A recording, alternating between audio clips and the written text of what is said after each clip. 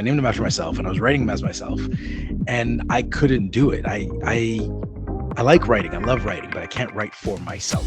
Right. So I was with somebody.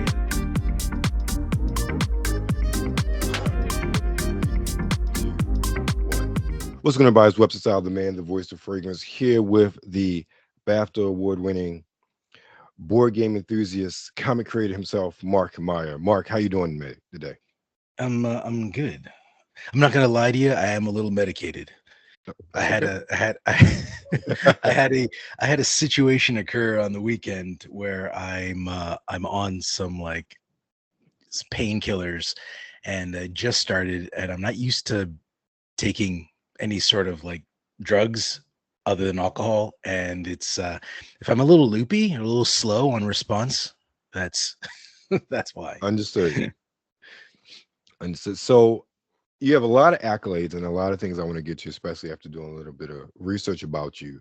But primarily, you have a Kickstarter's out, and I think it's fully funded at this point in time. But we could always use more people to order. But it is so-called living. Your kickstarting issues 3 and 4.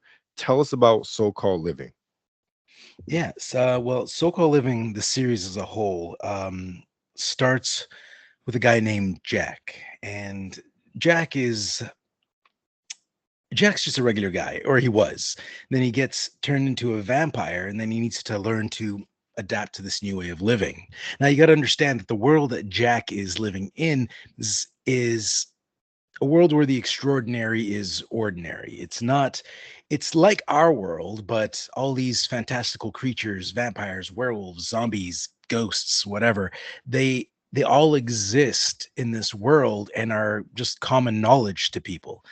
So it's not an apocalyptic future with all these, or with all these creatures running around. It's just a future like us. You could be sitting next to a werewolf on the bus, or be roommates with a ghost, and that's who they are. It's not it's not a big like humans versus monsters type of deal. It's Mhm. a world where we all live together.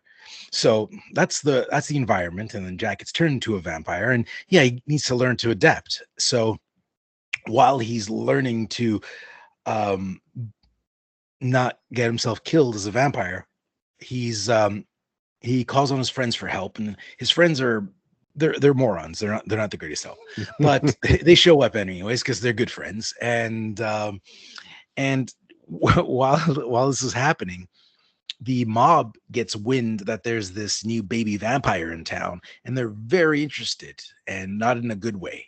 So they want to meet this new vampire in town. So they're hunting him down, and he has no idea this is going on. So he thinks his life is hard now. It's about to get harder once they get a hold of him. So, or if they get a hold of him. That's the setup for the story. And what you need to know is that So-Called Living is a dark comedy.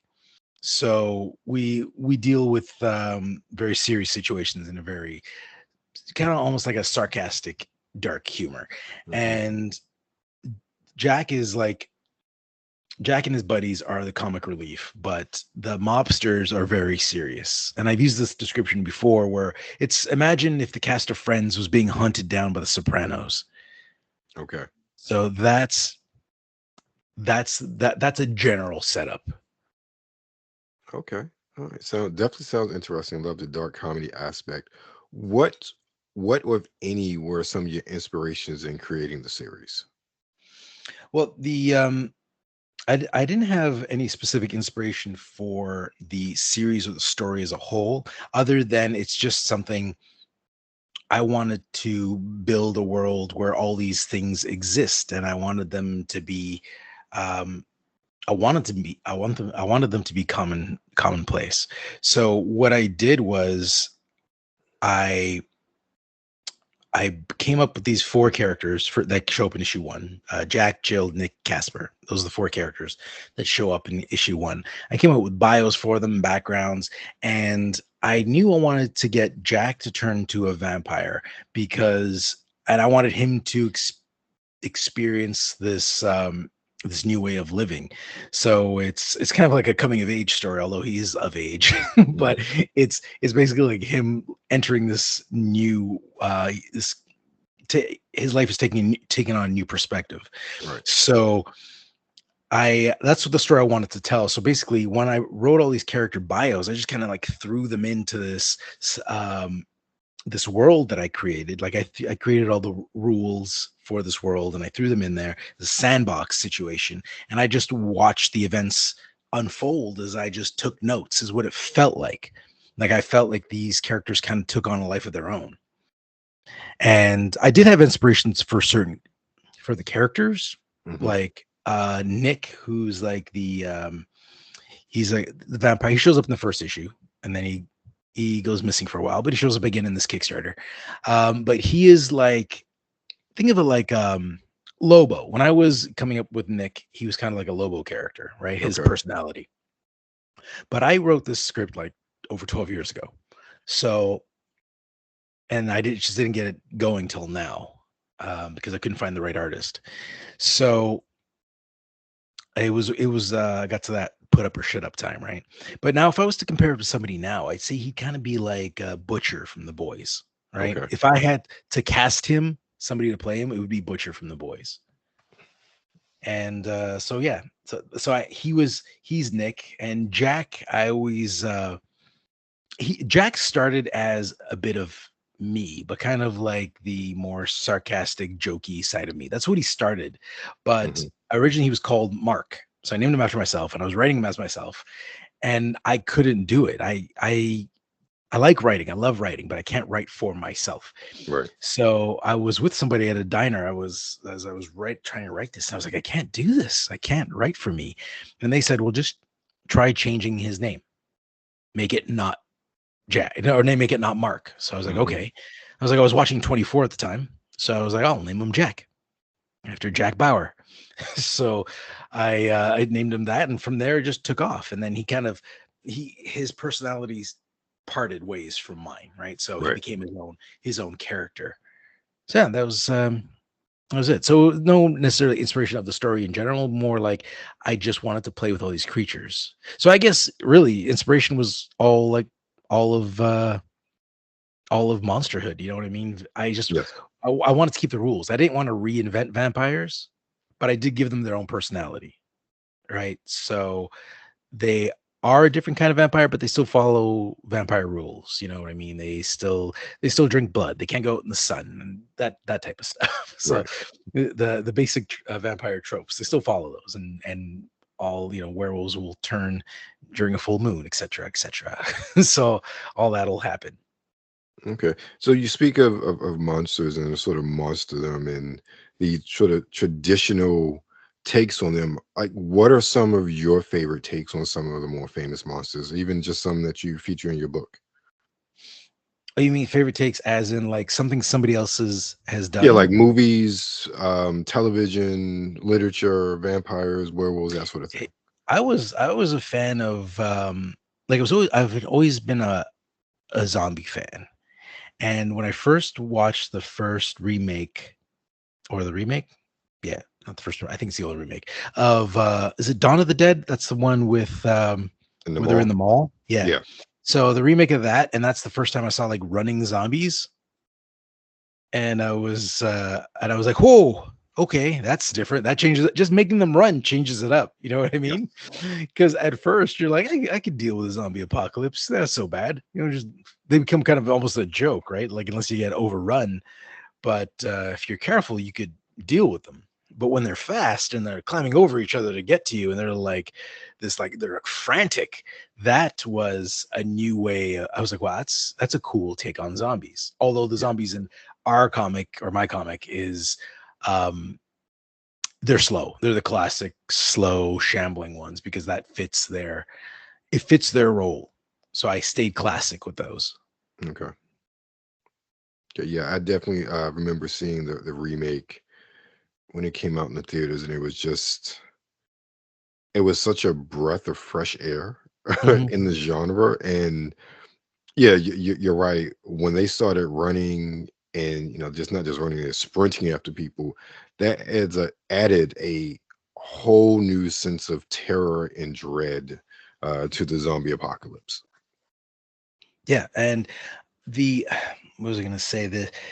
That like I don't know if that was the first movie. But that's the first time I remember. And in that movie, they also had the song "Down with the Sickness," but it was the Richard Cheese version. Yes. And I love that song. So when I heard it, because I was listening to that before that movie came out. So when I heard it, I was like, somebody else listens to Richard Cheese. Because I was amongst the people I know, I was the only one that listened to Richard Cheese. 'Cause I thought he was hilarious. Got you. Got you. Yeah, I don't remember if I feel like that came out before 28 Days Later because those two, I know they weren't that far apart and they really Mhm. set the trend for the running zombies. But I really want to say that one came out first because I think I saw both of them in the theater back in the day, and I remember where I saw the remake of Dawn of the Dead. I was actually in Atlanta at the time, so I remember seeing it down there. So I'm feeling as though that one came out first. But yeah, definitely. Yeah. So the Actually, Kickstarter's out. What sort of extras are available with the Kickstarter currently? yeah, so the Kickstarter is out. So it'll be live all October 1st. And on the Kickstarter, you can get books 3 and 4 because the first Kickstarter launched earlier this year and it was books 1 and 2. They look like this. Right. So you can continue story, books 3 and 4. And there's 3 different covers for each book. So Mhm. in total, there's 6 different covers. Okay. So you can get the standard cover for both of them, the elite cover, which is guest artists, and the sex pot cover, which is actually called the obligatory sex pot editions. And that's that is like our sexier covers. And just so you know, there's nothing sexy about so-called living inside. it's there's no sexy people in it, or at least if there are, they're not there's nothing sexual about it. And the reason Right. I got that idea is just investigating, looking into successful Kickstarters, and so many of them are basically softcore porn, Hmm. which is fine, man. If you can make money selling it, sell it. Like I'm all for it, but it doesn't suit my story. So I was like, how do I compete with you? How do I compete with you, sexy comic? So I was like, if I can't just put a sexy cover because that it doesn't match my story. So I was thinking about it, and then I thought, but if I put a sexy cover that has something to do, like even if it's like a sexy version of a character that's in the book and I put them on the Hmm. cover, or I take an event that's in the book and I make a sexy version, I put that on the cover, and then I put this badge and I call the badge obligatory sex pot edition. And I explain it that basically, if you want to be successful on Kickstarter, you have to have a sexy cover, is kind of like it's like it's a joke, not a joke, right? Yes, I Because you understand. don't have to be, you don't need it to be successful, but it definitely helps. Because if you look at what people are buying, a lot of it is these sexy covers. Or sexy books. So I'm offering a sexy cover for people that like sexy things, and that's where the sex pot editions come from. Okay. All right. Smart business. Very, very smart, shrewd business. Definitely understand that. So you have the comic, but that's not the only thing that you're into. Talk to me about board game coffee. Oh yeah, Board Game Coffee. So I have a YouTube channel called Board Game Coffee, and it's I'm actually editing a video for it right now. But I do previews, reviews, how to play videos, all focused on the board game genre. I got into board games late compared to some of the people that also are there in these circles. Hmm. I'm what's called what do they call them? I can't remember. It's a something of the new, like a gen of the new, some cult of the new. That's it. So I'm Okay. I'm considered cult of the new. So I started around where like Marvel Legendary, which is like a deck building game. And I bought that because I'm into comics. So that attracted me. I'm into Magic. And I was like, oh, it's a deck building game. Magic's a deck building game. So I Right. imagine like Magic the Gathering. So I got into that and then I got into it hard and I started playing and I was like, oh, I'm going to design my own board game. And then I realized I have to get into the board game industry if I want to expect anybody to support it. So I started the channel and then the channel took over my life. And then I never finished the board game design because the channel just like took off. So it was doing well, or it is doing well. And so yeah, it's like another job for me now is this channel where people like pay me to do these videos. I don't if you ever see a review on the channel, they're not paid. I do not Right. do pay reviews for pay. That just seems dirty. Yes, I, So I agree. so but the how to play videos I try to do like I'm always trying to up myself, so I'm always trying to improve my quality and Hmm. try something new every time. So I try different animations, different camera angles. I try to get fancy with the B-roll. And I have to teach myself all this because my background isn't video editing. So I had to kind of teach myself all that at once. So, um, and I've been trying to use that even when I did the video for the Kickstarter. On the first page, there's a sizzle reel, and I created that video myself, and that was again just from the stuff I learned doing board game coffee. Oh, one thing I forgot to mention that is available also on the Yes. Kickstarter page is, other than the variant covers, there's catch-up packages. So if you miss the first books, you can get Okay. like one, two, three, and four in every cover. And one major thing that did well the first time around, it's called I have these blood bunny. They're keychains. They're cute little bunny keychains. And if you join them, if you buy them, sorry, you get inducted into the blood bunny colony. And so we take your email and we put it in there. So you're only allowed one keychain. If you manage to, like in the pledge manager, fandangle a second one, it doesn't get you any extra bonuses, Right. but you'll get another keychain. Um, but if you get this keychain, you become a member of the Blood Bunny Colony. For the next so-called living Kickstarter, you'll get a benefit of some kind. Okay. So for people who backed it the first time around, they all get a free upgrade from either standard to elite or elite to sexpot. Or if they don't want the upgrade, then they can get a free print and sticker set. So Okay. that's the benefits if you're part of the Blood Bunny colony. So if anybody who buys the keychain this time around will receive that benefit in the next Kickstarter. So it's just like a give back, right? It's another Right. way for us to make a little bit more money to support the book, and we also want to give back to people who supported us.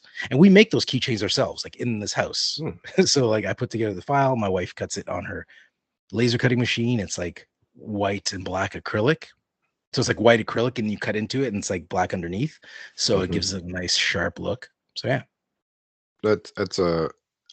It's almost like, well, it is very much like a sort of a loyalty program yeah, in yeah. many It's a loyalty respects, and program, it's really cool. exactly. You have instead of a little card to put in your keychain, you have this little bunny, and that's really cool. One of the things I love about just even like indie comics in general, just how much of a creative outlet it can be, and also that back and forth with fans as well, and you can Mhm. really create a community instead of just, I have this comic, I have this dream, I just want to get it out there.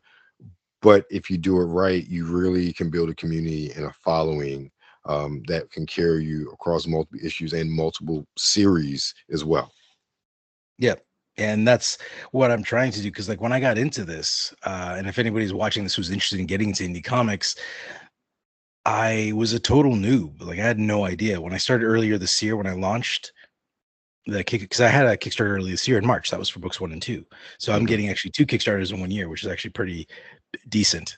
Yeah. So that's four books in 1 year. Um, and I'm already setting the like I will be setting the files for print soon. I would have done that already if I wasn't, as I started this video, hospitalized for a little bit. So Understood. due to some back injury I obtained.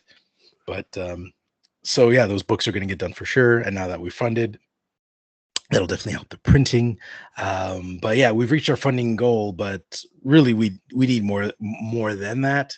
Right. It's like Kickstarter helps, but to be honest, like I've sold quite a bit of books, but I've yet to make any money back on those Hmm. because like all the artists who work on so-called living are paid before the Kickstarter even starts. Right. So I'm already like in the hole for that money. Understood. But I'm trying to run this like a business, right? It is a business. So I'm trying to run it like a business. I don't have kind of friends, which is nice if you got it. If you can get a friend that works on you as like a partner and do it for free, that's great. You guys split the expense, but I don't have that because all the friends I know who are artists are full-time artists during the day, and they don't want to go home and spend their evenings also creating art for something that they're not getting paid for. And even the ones that did offer pay, they're like, I just really just want to be home with my wife and my kids. You know what I mean? So I was like, I get it. I don't hold it against them. Understood. So how did you find the artist for your books? Marco. Yeah, Marco Leone. So what was interesting is I was desperate when I started the book. I was like, okay, I got a script. How do I find artists? And it was the day I made the decision, I'm just going to find an artist to pay outright and be like an employee. That's Hmm. the system I want, right? I'm not looking for a partner anymore. Um, and And I know people are going to hear that and like, yeah, you should pay your artists. I was like, yeah, I'm not saying that artists are never going to get paid. It was just, but you can't deny it's if you get a friend who's an artist and you're a writer and you guys get together and you put together a book, nobody's getting paid unless that book makes money. And that's a common setup. So, but that's what I was trying to do. But anyways, when I decided I'm going to just do this, I went on Facebook and I was set a call out. I was like, does anybody want to do? Because I have a lot of artist friends on my Facebook. Anybody interested in teaming up or doing a book for pay? Like I'll pay you for pages. Is anybody interested in doing a comic book in their spare time? And then I went to somebody said, oh, you should go to Twitter. So I went to Twitter, and I got to get Twitter. You get a lot of feedback considering like I don't even use, and that was when it was still called Twitter. Right. So like I didn't even use Twitter. I still don't use X or Twitter. I have an account, but I don't. I'm always working, so I I'm not very good at like keeping up on the social media. Right. Understood. So, but I went on there and I was giving the story. I was like, I'm doing a comic book, looking for an artist.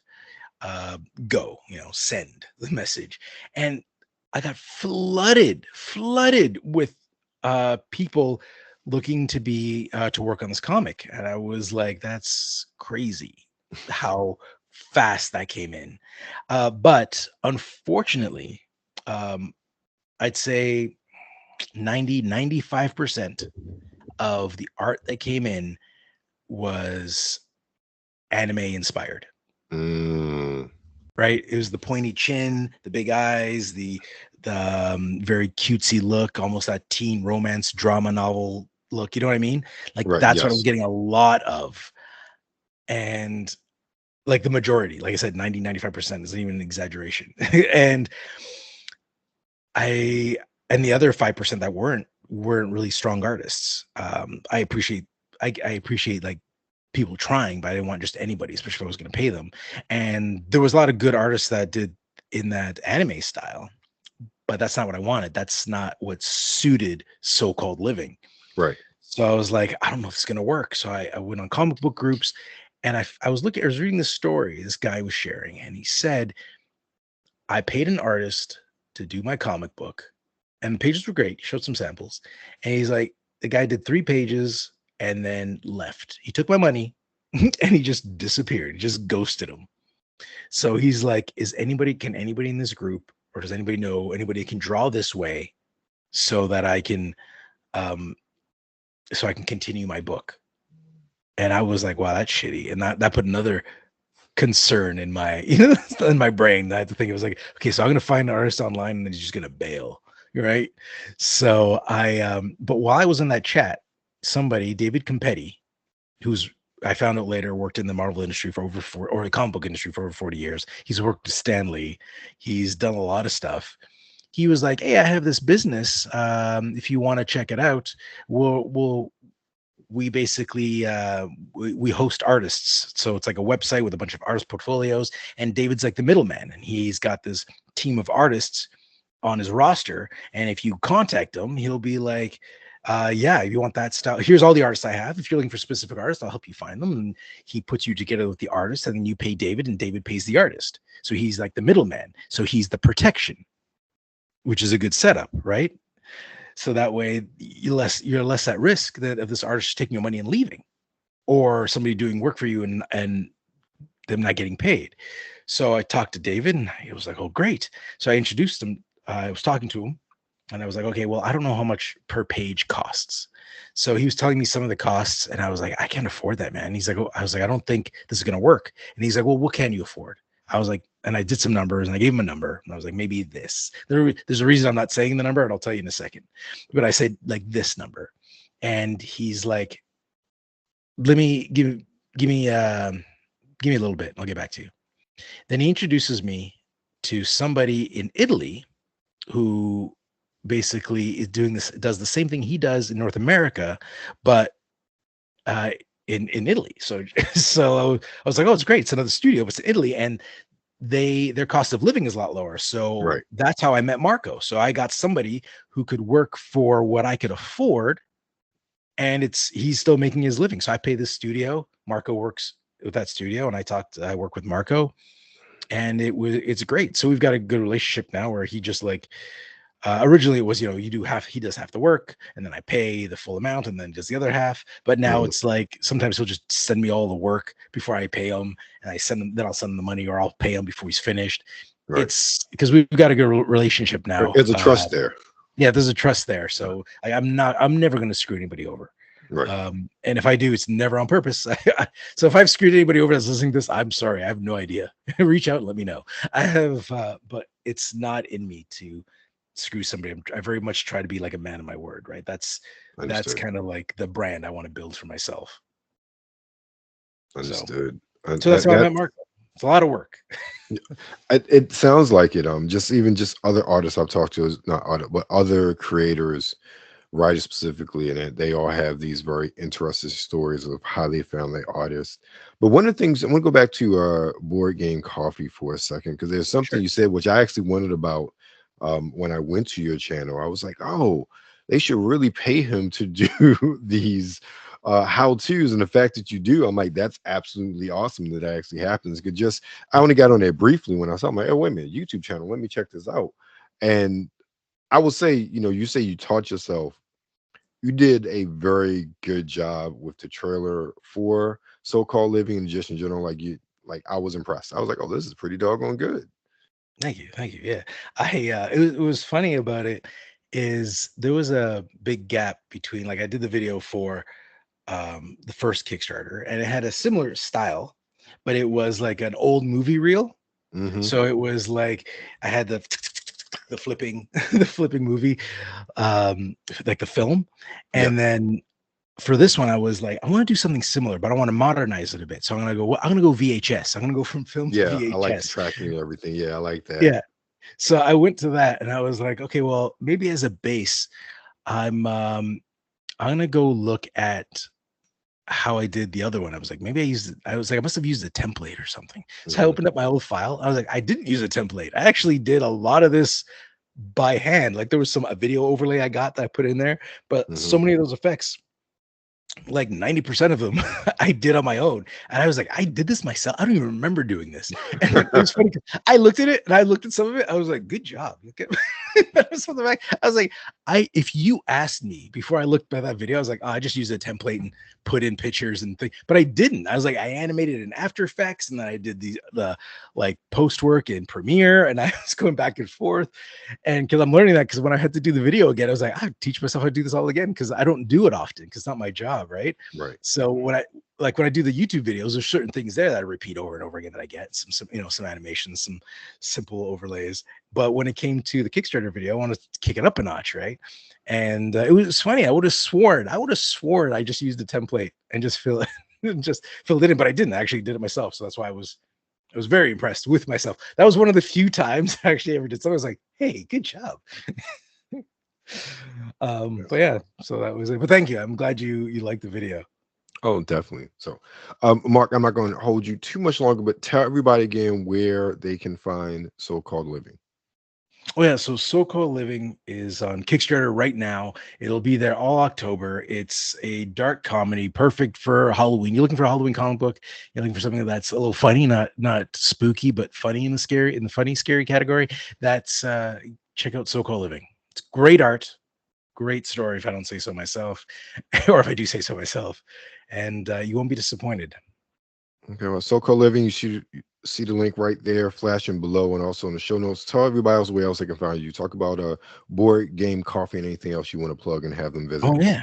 So Board Game Coffee, yeah. If you're into board games, check out our channel on YouTube. It's just Board Game Coffee. I'm pretty sure if you just Google it, we come up. So we've just sub to the channel. Every bit helps. Sub, like, watch the videos, tell your friends, because that's it all helps. And I like to think of it as any money that channel makes too also helps so-called living, because everybody, you know, the rising tide, something ships. I forget how the saying goes.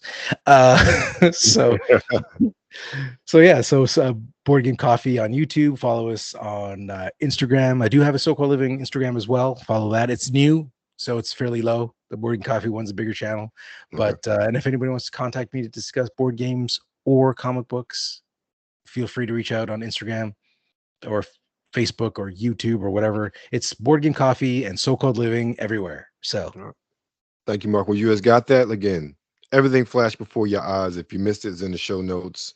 But a good Google search, you'll find anything you need. mm, So if you forget or just don't see it, search it. You'll find it. Give Mark a subscribe, a follow, and support the Kickstarter. Mark, thank you for your time, man. I appreciate it. You guys out there, thank you for your time. Thank you for your listening here. Remember, stay safe out there and be blessed. Webster style. We out. hey, thanks, man. Thank you.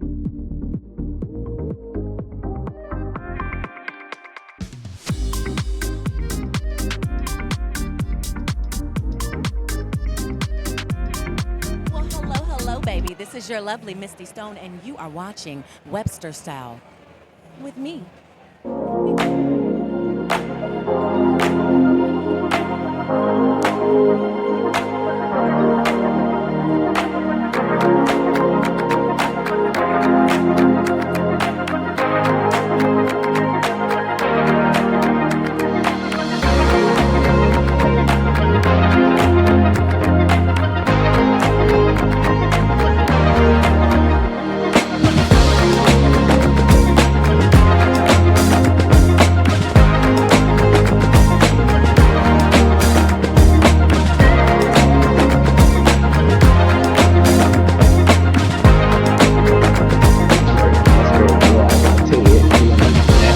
What anime are you going to be watching?